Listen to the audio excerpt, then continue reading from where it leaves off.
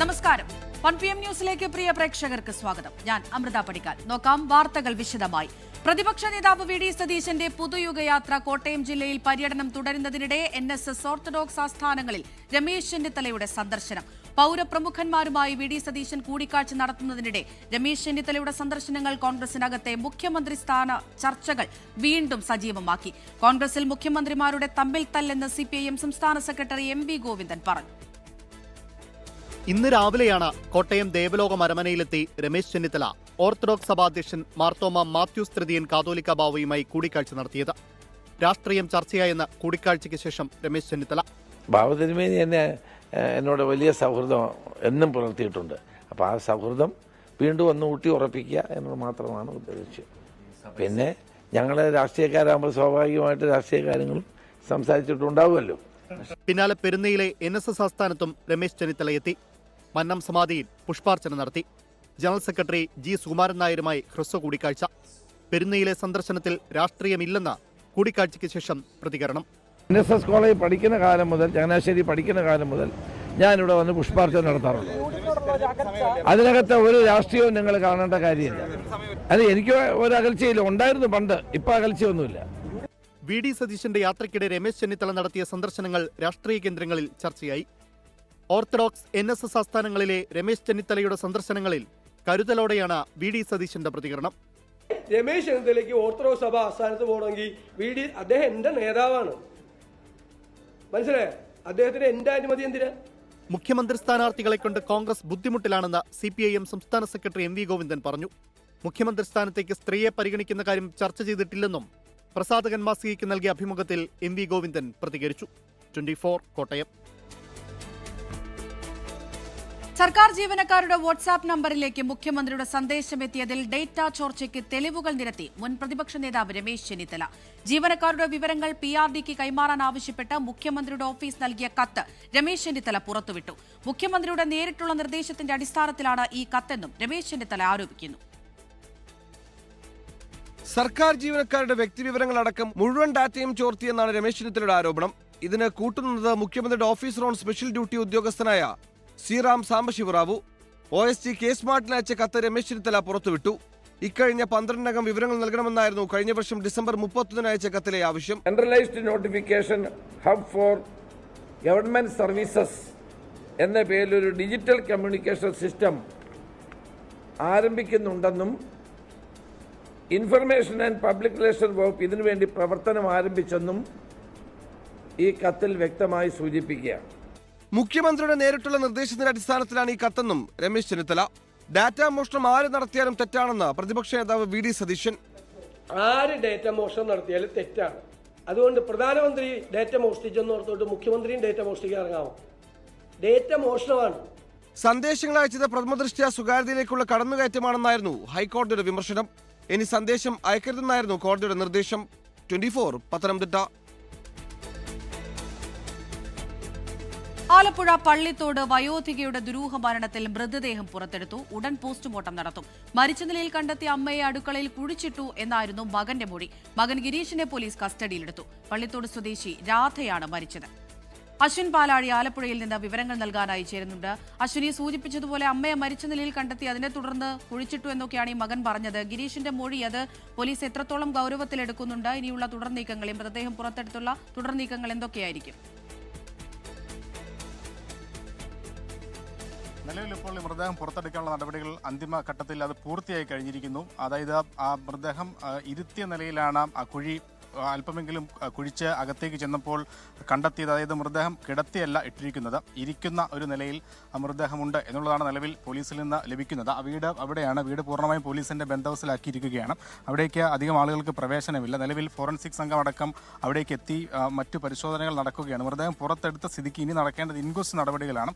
ഏകദേശം 1 മണിക്കൂറിന് മുകളിൽ താമസമെടുക്കുന്ന ജോലിയാണ്. അതിനുശേഷമായിരിക്കും വീട്ടിൽ നിന്ന് മൃതദേഹം പുറത്തേക്ക് കൊണ്ടുപോയി ചേർത്തല താലൂക്ക് ആശുപത്രിയിലേക്ക് കൊണ്ടുപോകുക. അവിടെ പോസ്റ്റ്മോർട്ടം നടപടികൾ അവിടെ നടക്കും. ഈ നടക്കുന്ന പോസ്റ്റ്മോർട്ടം വളരെ നിർണായകമാണ്. എങ്ങനെയാണ് ഈ ഗിരീഷിന്റെ അമ്മ രാധ മരിച്ചത് എന്ന് കണ്ടെത്താനുള്ള മാർഗം ആ പോസ്റ്റ്മോർട്ടമാണ്. നിലവിൽ 49 വയസ്സുകാരനെ ഗിരീഷ് പോലീസ് കുത്തിയതോട് പോലീസിന്റെ കസ്റ്റഡിയിലാണ്. രാവിലെ മുതൽ ഇയാളെ ചോദ്യം ചെയ്യുന്നുണ്ട്. ഇന്നലെ കസ്റ്റഡി എടുത്താണ്.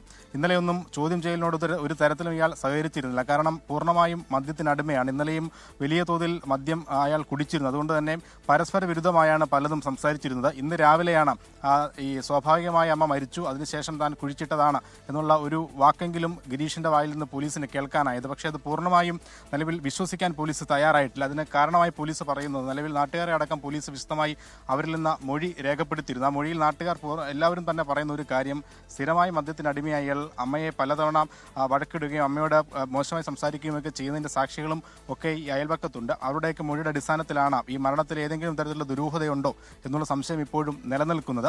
എന്തായാലും ഈ പോസ്റ്റ്മോർട്ടത്തിലൂടെ അതിന് ഒരു വ്യക്തത വരും. മരണകാരണം എന്താണ് എന്നുള്ളത്. 75 വയസ്സോളമുള്ള സ്ത്രീയാണ്. പലപ്പോഴും ശാരീരിക ബുദ്ധിമുട്ടുകളൊക്കെ അനുഭവിച്ചിരുന്നു. പഞ്ചായത്ത് തന്നെ മുൻകൈയെടുത്ത് അമ്മയെ ഇവിടെ നിന്ന് മറ്റൊരു ഷെൽട്ടറിലേക്ക്, ഒരു അഭയകേന്ദ്രത്തിലേക്ക് മാറ്റാനുള്ള ശ്രമങ്ങളൊക്കെ നടത്തിയിരുന്നെങ്കിലും മകൻ അതിന് സമ്മതിച്ചിരുന്നില്ല എന്ന വിവരം കൂടി പഞ്ചായത്തൊക്കെ പറയുന്നുണ്ട്. നിലവിൽ എന്തായാലും നിർണായകമായ ഇൻക്വസ്റ്റ് പുരോഗമിക്കുകയാണ്. അതിനുശേഷമായിരിക്കും പോസ്റ്റ്മോർട്ടം നടപടികൾ തുടങ്ങുക. അമൃത. അശ്വിൻ പാലാടിയാണ് ആലപ്പുഴയിൽ നിന്ന് വിവരങ്ങൾ നൽകിയത്.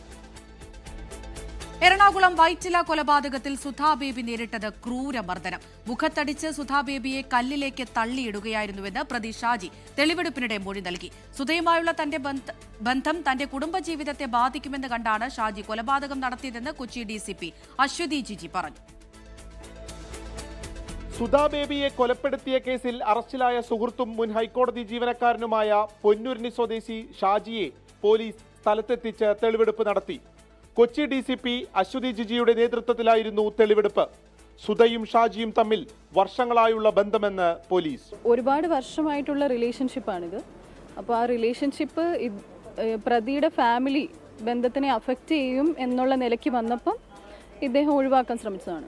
ആള് ഫിസ്റ്റ് വെച്ചിട്ട് തന്നെ ഇടിച്ചതാണ്. മൂക്കിനിട്ട് ഇടിച്ചിട്ടുണ്ട്, നല്ല രീതിയിൽ ഇടിച്ചിട്ടുണ്ട്. സുധാ ബേബി കൊലപാതകത്തിന് മുൻപ് ക്രൂരമായ മർദ്ദനം നേരിട്ടു. മുഖത്ത് ശക്തമായി കൈകൊണ്ട് ഇടിക്കുകയായിരുന്നു. ആയുധം ഉപയോഗിച്ചിട്ടില്ല. തള്ളിയിട്ടപ്പോൾ തല കല്ലിലിടിച്ചു. ശബ്ദം പുറത്തു വരാതിരിക്കാൻ വാ പൊത്തിപ്പിടിച്ചു. വൈറ്റിലയിൽ ഈ പ്രദേശത്ത് മുൻപും ഇരുവരും വന്നിട്ടുണ്ട്. പ്രതിയെ കോടതിയിൽ ഹാജരാക്കി. 24 കൊച്ചി. തിരുവനന്തപുരം നെടുമങ്ങാട് ജില്ലാ ആശുപത്രിയിലെ ചികിത്സാ പിഴവിനെ തുടർന്ന് നവജാത ശിശു മരിച്ച സംഭവത്തിൽ ഡോക്ടർ ബിന്ദു സുന്ദറിനെതിരായ ആരോപണത്തിൽ ഉറച്ചു കുടുംബം. ഡോക്ടർ ബിന്ദു സുന്ദറിൽ നിന്ന് തുടക്കം മുതൽ മോശം പെരുമാറ്റമുണ്ടായി എന്നാണ് പ്രസവ ശസ്ത്രക്രിയയ്ക്ക് വിധേയയായ രഞ്ജന ആർ കൃഷ്ണന്റെ പ്രതികരണം. ആരോഗ്യമന്ത്രി വീണ ജോർജ് തിരുവനന്തപുരം നെടുമങ്ങാട് മണ്ഡലത്തിലെത്തിയിട്ടും വന്നു കാണുകയോ ഫോണിൽ ബന്ധപ്പെടുകയോ ചെയ്തില്ല എന്നും കുഞ്ഞിന്റെ മാതാവ് പറയുന്നു. പ്രസവ ശസ്ത്രക്രിയയ്ക്ക് ശേഷം കഴിഞ്ഞ 5 ദിവസങ്ങളായി രഞ്ജന നെടുമങ്ങാട് ജില്ലാ ആശുപത്രിയിൽ തന്നെ ചികിത്സയിലായിരുന്നു.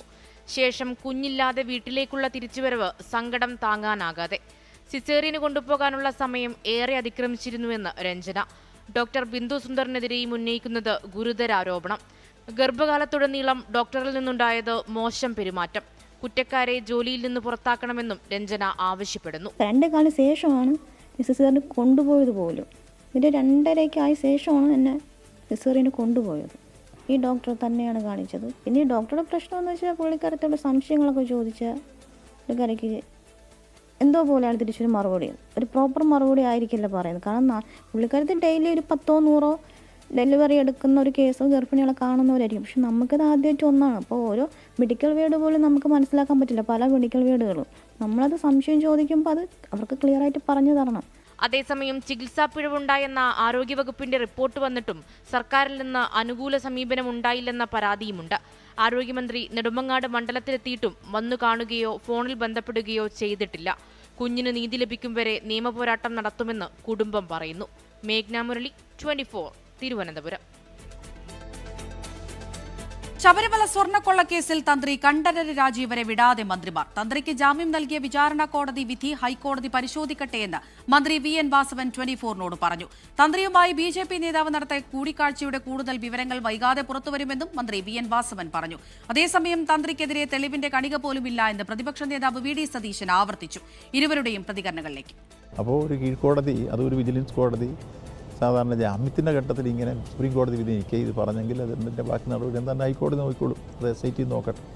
അപ്പോൾ അതുകൊണ്ട് ആര് പ്രതിയാണ് അല്ല എന്ന് കൽപ്പിക്കാൻ ഞാനോ നിങ്ങളോ അർഹതയല്ല. കോടതി പറഞ്ഞിരിക്കുന്നു, ഒരു തെളിവിന്റെ കണിക പോലും ഇല്ലാതെയാണ് തന്ത്രിയെ അറസ്റ്റ് ചെയ്തത്.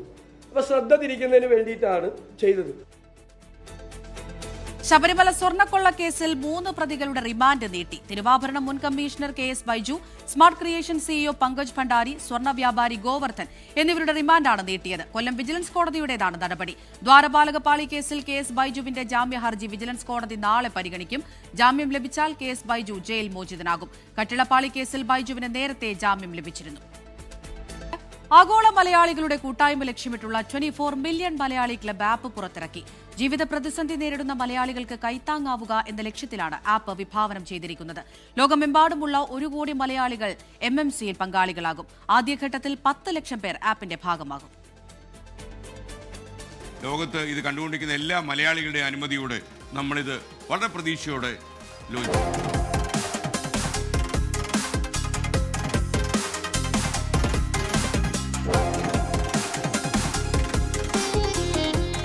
കരുണയും ഒരുമയും ഒരുമിക്കുന്ന പ്ലാറ്റ്ഫോം, അതാണ് മില്യൺ മലയാളി ക്ലബ്ബ്. ഉള്ളവർ ഇല്ലാത്തവരെ ചേർത്ത് നിർത്തുകയും സഹായിക്കുകയും ചെയ്യുന്ന ഒരു ആഗോള കുടുംബമാകും MMC. ഒറ്റപ്പെടലിന്റെയും നിസ്സഹായാവസ്ഥയുടെയും ആശങ്കകൾ ലോകത്തൊരു മലയാളിയെയും അലട്ടരുതെന്ന ലക്ഷ്യത്തിൽ ആപ്പിന്റെ പ്രവർത്തനം ക്രമീകരിക്കും. പരസ്പരം സഹായിക്കാനും കരുതാനും ഉപദേശങ്ങൾ തേടാനുമെല്ലാം ആപ്പ് വഴിയൊരുക്കും. ലോകമെമ്പാടുമുള്ള മലയാളികൾക്ക് ഒരു വിരൽത്തുമ്പിന്റെ ചലനത്തിൽ സഹായമെത്തിക്കുന്നതിനൊപ്പം നിരവധി നൂതന ആശയങ്ങൾ MMC ആപ്പിലുണ്ട്. എല്ലാ മേഖലയിൽ നിന്നുമുള്ള വിദഗ്ധരുടെ സഹായം, സ്ത്രീകൾക്കായി നൈപുണ്യ പരിശീലനം, കുട്ടികൾക്ക് വിദ്യാഭ്യാസവും തൊഴിലുമായി ബന്ധപ്പെട്ട കിഡ്സ് കോർണർ, ആധികാരിക തൊഴിലവസരങ്ങൾ ഉൾപ്പെടുത്തി career centre, human story bank എന്നിവയെല്ലാം ആപ്പിന്റെ ഭാഗമാണ്. SKN40യുടെ പ്രഖ്യാപിത ലക്ഷ്യമായ ലഹരിക്കെതിരായ പോരാട്ടവും ആപ്പിലെ ബഹുജന പങ്കാളിത്തത്തോടെ തുടരും. 1 കോടി മലയാളികൾ ഈ കുട നിവർത്തുമ്പോൾ അതൊരുപക്ഷെ ഒരു ഡ്രീം പ്രോജക്റ്റ് എന്ന ആൾക്കാർക്ക് തോന്നും. പക്ഷേ ഈ പ്രോജക്റ്റ് നടപ്പിൽ വന്നു കഴിഞ്ഞാൽ ഒരുപക്ഷെ 3-4 കൊല്ലമെടുത്ത് ഇത് 1 കോടി ആളുകൾക്ക് എത്തിയാൽ പോലും ഇതൊരു വലിയ വിശാലമായ മലയാളി കൂട്ടായ്മയെ മാറും.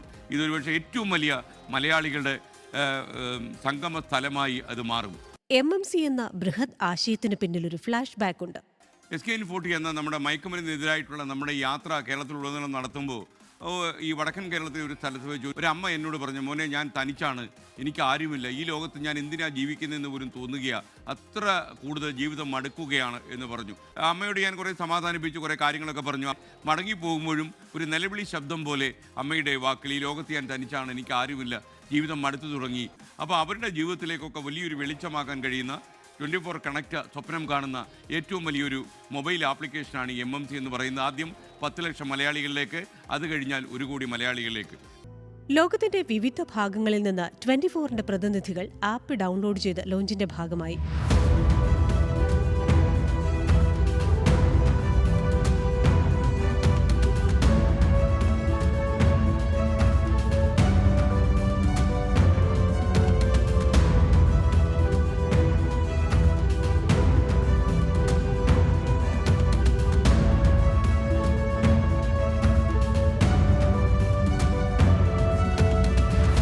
All the best to MMC and congratulations to 24.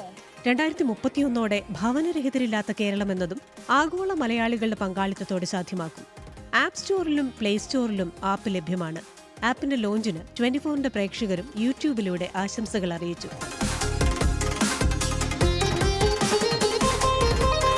News desk 24. സംസ്ഥാനത്ത് വീണ്ടും മരണാനന്തര അവയവദാനം. വാഹനാപകടത്തിൽ മരിച്ച തിരുവനന്തപുരം കിളിമാനൂർ സ്വദേശി ജിജിന്റെ അവയവങ്ങൾ 5 പേർക്ക് പുതുജീവനേകും. ഹൃദയം, കരൾ, വൃക്കകൾ, കോർണിയ എന്നീ അവയവങ്ങൾ വിവിധ ആശുപത്രികൾക്ക് കൈമാറി. തിരുവനന്തപുരം മെഡിക്കൽ കോളേജ് ആശുപത്രിയിൽ ചികിത്സയിലായിരുന്ന ജിജിന് ഇന്നലെയാണ് മസ്തിഷ്ക മരണം സംഭവിച്ചത്. ചടയമംഗലം ബ്ലോക്ക് പഞ്ചായത്ത് ക്ലർക്കായി ജോലി ചെയ്തിരുന്ന ജിജിൻ ഇക്കഴിഞ്ഞ ശനിയാഴ്ചയാണ് അപകടത്തിൽപ്പെട്ടത്. സുഹൃത്തിനൊപ്പം ഇരുചക്രവാഹനത്തിൽ സഞ്ചരിക്കവേ പിന്നിൽ നിന്ന് കാർ ഇടിച്ചു കയറുകയായിരുന്നു. റോഡിൽ തെറിച്ചു വീണ തലയ്ക്ക് സാരമായി പരിക്കേറ്റ യുവാവിനെ മെഡിക്കൽ കോളേജ് ആശുപത്രിയിൽ പ്രവേശിപ്പിച്ചെങ്കിലും ജീവൻ രക്ഷിക്കാനായില്ല. ഇന്നലെ രാത്രിയോടുകൂടിയാണ് മസ്തിഷ്ക മരണം സംഭവിക്കുന്നത്. അവയവദാനത്തിനുള്ള അവസരത്തെപ്പറ്റി ഡോക്ടർമാർ അറിയിച്ചപ്പോൾ കുടുംബം സമ്മതം നൽകി. ഏറ്റവും പ്രായം കുറഞ്ഞ അവയവദാതാവായ ആലൻ ഷെറിൻ എബ്രഹാം പ്രചോദനമായെന്ന് കുടുംബം. ഒരു കുഞ്ഞു കുട്ടിക്ക് കൊടുക്കാൻ പറ്റിയിരുന്നെങ്കിൽ നമുക്കും അത് കൊടുക്കാൻ പറ്റുമല്ലോ എന്നുള്ള സാഹചര്യത്തിൽ എത്തിയപ്പോൾ എല്ലാവർക്കും വില്ലിങ്ങാണ്. എന്നുള്ളത്, 5 പേർക്ക് എത്തിക്കാം എന്നുള്ള രീതിക്ക് എത്തി. പുലർച്ചെ 3 മണിയോടെ ആരംഭിച്ച ശസ്ത്രക്രിയ 3.5 മണിക്കൂർ നീണ്ടു. അടിയന്തര ശസ്ത്രക്രിയയുള്ളതിനാൽ ആദ്യം ഹൃദയം കിംസ് ആശുപത്രിയിലേക്ക് കൊണ്ടുപോയി. രണ്ടാമതായി കരൾ, 1 കിഡ്നി എന്നിവയും കിംസിലേക്ക്, 1 കിഡ്നി മെഡിക്കൽ കോളേജിലേക്ക് സ്വീകരിച്ചു. സർക്കാർ കണ്ണാശുപത്രിയിലേക്കാണ് കോർണിയ ദാനം ചെയ്തത്. 24 തിരുവനന്തപുരം. എയിംസുമായി ബന്ധപ്പെട്ട വിഷയത്തിൽ കേന്ദ്ര സർക്കാരിനെതിരെ വീണ്ടും വിമർശനവുമായി ഹൈക്കോടതി. എയിംസ് വേണമെന്ന സംസ്ഥാനത്തിന്റെ ആവശ്യത്തെ നിസ്സാരമായി കാണാനാകില്ല. സാധ്യതാ പഠനം വൈകുന്നതിൽ കോടതി അതൃപ്തി രേഖപ്പെടുത്തി. സാധ്യതാ പഠനത്തിന്റെ കാര്യത്തിൽ മറുപടി നൽകാൻ കോടതി നിർദ്ദേശിച്ചിരുന്നു. കേന്ദ്രം മറുപടി നൽകാൻ 4 ആഴ്ച കൂടി സമയം ചോദിച്ചു. ഇത്രയും സമയം നൽകാനാകില്ല എന്ന് പറഞ്ഞ ഹൈക്കോടതി 2 ആഴ്ചക്കകം മറുപടി നൽകാൻ നിർദ്ദേശിച്ചു. എയിംസ് കാസർഗോഡ് ജനകീയ കൂട്ടായ്മയാണ് ഹർജി നൽകിയത്. ക്രിസ്ത്യൻ സംവരണ റിപ്പോർട്ടും തെരഞ്ഞെടുപ്പ് രാഷ്ട്രീയവുമായി യാതൊരു ബന്ധവുമില്ല എന്ന് ജസ്റ്റിസ് JB കോശി 24നോട്. റിപ്പോർട്ട് അംഗീകരിച്ച സർക്കാർ നടപടിയിൽ സന്തോഷമുണ്ട്. തീരദേശത്തും മലയോരത്തും ഉൾപ്പെടെ സഞ്ചരിച്ച് നേരിട്ട് ബോധ്യപ്പെട്ട കാര്യങ്ങളിലാണ് ശുപാർശ നൽകിയതെന്നും JB കോശി പറഞ്ഞു. അത് ഞങ്ങളുടെ ജോലി റിപ്പോർട്ട് കൊടുക്കുക എന്നുള്ളൂ. ഞങ്ങൾ റിപ്പോർട്ട് പഠിച്ച് ബുദ്ധിമുട്ടി പഠിച്ചു കൊടുത്തു. അപ്പോൾ അത് നടപ്പാക്കാൻ തീരുമാനിച്ചു എന്നറിഞ്ഞ് വളരെയേറെ സന്തോഷമുണ്ട്. എല്ലാ കാര്യങ്ങളും നോക്കിയിട്ടാണ് പറയുന്നത്. ഞങ്ങൾ ആരെയും കുറ്റം പറഞ്ഞിട്ടില്ല, ആരുടെയും ബെനിഫിറ്റ്സ് എടുത്ത് കളയണമെന്നും പറഞ്ഞിട്ടില്ല. കൊടുക്കേണ്ടത് കൊടുക്കണം. ഇപ്പം ദളിത് ക്രൈസ്തവരുടെയും ലത്തീൻ കത്തോലിക്കയൊക്കെ പ്രശ്നങ്ങൾ നമ്മൾ ചൂണ്ടിക്കാട്ടിയിട്ടുണ്ട്. എല്ലാ പരാതികളും കൺസിഡർ ചെയ്തിട്ടുണ്ട്. വളരെ വിശദമായ റിപ്പോർട്ട് കൊടുത്തിട്ടുണ്ട്. സന്തോഷമെന്ന് Kerala Congress M chairman Jose K Mani MP പറഞ്ഞു. ഇന്നലെ ക്യാബിനറ്റ് ഇത് അംഗീകരിച്ചു. അത് അംഗീകരിക്കുകയും അതിനകത്തുള്ള അർഹതപ്പെട്ടത് എന്തെങ്കിലും ന്യായമായി അർഹതപ്പെട്ടത് ലഭിക്കാതെ വരുന്നുണ്ടെങ്കിൽ അതിനുള്ള നടപടി സ്വീകരിക്കാം. സർക്കാർ ഇന്ന് ഈ നടപടി സ്വീകരിക്കുമ്പോൾ സാമൂഹ്യ നീതി ഉറപ്പാക്കുന്നു എന്നുള്ളതാണ്. അത് സർക്കാർ ഏറ്റെടുത്തു എന്നുള്ളതാണ്. ഏക്കാലം വളരെ സന്തോഷമുണ്ട്. ഇതുമായി ബന്ധപ്പെട്ട് ഉള്ള പ്രശ്നങ്ങളൊക്കെ പരിഹരിച്ച് മുന്നോട്ട് പോകാൻ കഴിയും. പ്രത്യേകിച്ച് ഞാൻ സർക്കാരിനെ അനുമോദിക്കുകയാണ് ഈ തീരുമാനമെടുത്തത്. പാലക്കാട് മലമ്പുഴയിൽ VS അച്യുതാനന്ദന്റെ മുൻ PA A സുരേഷിനെ മത്സരിപ്പിക്കുന്നതിൽ കോൺഗ്രസ് ജില്ലാ നേതൃത്വത്തിൽ ഭിന്നത. A സുരേഷിനെ മത്സരിപ്പിക്കുന്നതിനെതിരെ കോൺഗ്രസ് മണ്ഡലം കമ്മിറ്റി യോഗത്തിൽ അഭിപ്രായമുയർന്നു. അതിനിടെ കോൺഗ്രസിൽ ചേർന്ന മുൻ MLA ഐഷ പോറ്റി BJPയിൽ ചേരാൻ ചർച്ച നടത്തിയെന്ന ആരോപണം ഉയരുന്നു. BJP നേതാവിന്റെ ആരോപണം ഐഷ പോറ്റി തള്ളി. VS അച്യുതാനന്ദന്റെ പേഴ്സണൽ അസിസ്റ്റന്റായിരുന്ന A സുരേഷിനെ സ്ഥാനാർത്ഥിയായി പരിഗണിക്കരുത് എന്നാണ് മലമ്പുഴ മണ്ഡലത്തിലെ ഒരു വിഭാഗം നേതാക്കളുടെ അഭിപ്രായം. കഴിഞ്ഞ ദിവസം DCC ഓഫീസിൽ ചേർന്ന മണ്ഡലം കമ്മിറ്റി യോഗത്തിലാണ് അഭിപ്രായമുയർന്നത്. കൈപ്പത്തി ചിഹ്നത്തിൽ മത്സരിച്ചില്ലെങ്കിൽ വിജയസാധ്യതയില്ല എന്ന് നേതാക്കൾ യോഗത്തിൽ ചൂണ്ടിക്കാട്ടി. പ്രതിപക്ഷ നേതാവ് VD സതീശൻ നയിച്ച പുതുയുഗയാത്ര പാലക്കാടെത്തിയപ്പോഴാണ് A സുരേഷ് UDFനൊപ്പം കൈകോർത്തത്. ഇതിനിടെ കോൺഗ്രസിൽ ചേർന്ന CPIM മുൻ MLA ഐഷ പോറ്റി BJPയിലേക്ക് വരാൻ ചർച്ച നടത്തിയെന്ന പ്രതികരണവുമായി BJP കൊല്ലം ജില്ലാ ജനറൽ സെക്രട്ടറി വായക്കൽ സോമൻ രംഗത്തെത്തി. കൂടിക്കാഴ്ചയുടെ ചിത്രങ്ങൾ പുറത്തുവിടുമെന്നും BJP നേതാവ്. ഐഷ പോറ്റി ഞങ്ങൾ വരും കാലങ്ങളിൽ ഐഷ പോറ്റി BJPയുടെ നേതാവുമായിട്ട് തിരുവനന്തപുരത്ത് ചർച്ച നടത്തിയ ഫോട്ടോസ് ഞങ്ങൾ പ്രസിദ്ധീകരിക്കും. അത് നമുക്ക് വരുമ്പോൾ ഞങ്ങൾ കാണാം. ഇലക്ഷൻ സമയമാവട്ടെ. എന്നാൽ ആരോപണം ഐഷ പോറ്റി തള്ളി. അവിടുത്തെ പ്രമുഖമായ പാർട്ടികൾ ഉൾപ്പെടെ പലരും എന്നെ വന്ന് കണ്ട് ക്ഷണിച്ചു എന്ന് ഞാൻ ഓൾറെഡി പറഞ്ഞു. പക്ഷെ ഞാൻ കോൺഗ്രസിലേക്കാണ് പോയതെന്ന് ഞാൻ വ്യക്തമാക്കിയിട്ടുള്ളത് നേരത്തെ തന്നെ. അത് പ്രത്യേകിച്ച് ഒരാൾ പറയേണ്ട ആവശ്യമില്ല. പിന്നെ ഷാളണീച്ചു എന്നൊക്കെയുള്ള പച്ചക്കള്ളങ്ങള് അത് തെളിയിക്കട്ടെ. 24 പാലക്കാട്. 2020 ലോകകപ്പിൽ നിലവിലെ ചാമ്പ്യന്മാരായ ടീം ഇന്ത്യക്ക് നാളെ ജീവൻ മരണ പോരാട്ടം. സെമി പ്രതീക്ഷ നിലനിർത്താൻ ജയം അനിവാര്യമായ പോരാട്ടത്തിൽ സിംബാബ്വെയെ നേരിടും. ചെന്നൈയിൽ നടക്കുന്ന മത്സരത്തിനായി ടീമുകൾ ഇന്ന് അവസാനവട്ട പരിശീലനത്തിനിറങ്ങും. ആത്മവിശ്വാസത്തിന്റെ പരകോടിയിൽ നിന്ന് ഒറ്റ തോൽവി ടീം ഇന്ത്യയെ എത്തിച്ചത് അനിശ്ചിതത്വത്തിന്റെ പാതാളത്തിൽ. കിരീടപ്പോരിൽ എതിരാളികളെ ഇല്ലെന്ന മട്ടിൽ പോയിരുന്ന സൂര്യകുമാർ യാദവും സംഘവും കഴിഞ്ഞ 2 വർഷത്തിനിടയിലെ ഏറ്റവും വലിയ അഗ്നിപരീക്ഷയ്ക്കിറങ്ങുന്നു. സൂപ്പർ 8ലെ ആദ്യ മത്സരത്തിൽ ദക്ഷിണാഫ്രിക്കയോട് 76 റൺസിന് തോറ്റ നിലവിലെ ചാമ്പ്യന്മാർക്ക് ഇനിയൊരു വീഴ്ച ലോകകപ്പിൽ നിന്ന് പുറത്തേക്കുള്ള വഴിയൊരുക്കും. വിജയ ഫോർമുലയിൽ കൈവയ്ക്കില്ലെന്ന ഇന്ത്യയുടെ പിടിവാശിക്കേറ്റ തിരിച്ചടിയായിരുന്നു പ്രോട്ടീസിനെതിരായ തോൽവി. ബാറ്റിംഗ് നിരയിൽ ഇടംകയ്യന്മാരെ കുത്തിനിറച്ച ഇന്ത്യക്ക് ഗ്രൂപ്പ് റൗണ്ടിൽ തന്നെ തിരിച്ചടിയേറ്റെങ്കിലും പാഠം പഠിച്ചില്ല. കാര്യങ്ങൾ റൈറ്റ് ആവാൻ റൈറ്റ് ഹാൻഡർ ബാറ്ററായ സഞ്ജു സാംസണെ ഇനിയെങ്കിലും ഗംഭീറും സൂര്യയും ടീമിലെടുക്കുമോ എന്ന് കണ്ടറിയണം. ടീമിന്റെ വൈസ് ക്യാപ്റ്റനും കഴിഞ്ഞ ലോകകപ്പ് വിജയത്തിലെ നിർണായക കണ്ണിയുമായ അക്സർ പട്ടേലിനെ ഇനിയും പുറത്തിരുത്തുമോ എന്നതിലും ആകാംക്ഷ. ഗ്രൂപ്പ് റൗണ്ടിൽ ഓസ്ട്രേലിയയും ശ്രീലങ്കയെയും അട്ടിമറിച്ചെത്തിയ സിംബാബ്വേക്ക് പക്ഷേ വിൻഡീസിനോട് അടിതെറ്റി. 107 റൺസിന് തോറ്റ സിംബാബ്വേക്കും സെമി പ്രതീക്ഷ കടലാസിലെങ്കിലും നിലനിർത്താൻ ജയം വേണം. Sports desk 24. റിപ്പോർട്ടോടെ 1 PM ന്യൂസ് പൂർണ്ണമാവുകയാണ്.